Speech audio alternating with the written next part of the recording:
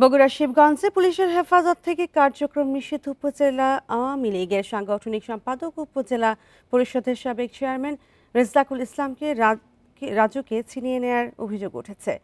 Bundle থাকলে প্রতি সেনমানিতে টাকা বাঁচবে। বিকাশ সেনমানি বান্ডেল কিনে জিতুন প্রতি লেনদেনে। শনিবার রাত 8:30টার দিকে পৌর এলাকায় তার নিজ বাড়িতে এ ঘটনা ঘটে। শিবগঞ্জ থানার ওসি জানান, 12 মামলার আসামি রেজ্জাকুলকে ধরতে তার বাড়িতে যান এসআই মামুন সহ 5 পুলিশ সদস্য। তাকে গ্রেপ্তারের পর থানায় আনার পথে পুলিশের উপর হামলা চালিয়ে তাকে ছিনিয়ে নেয় তার আত্মীয় স্বজন ও সমর্থকেরা।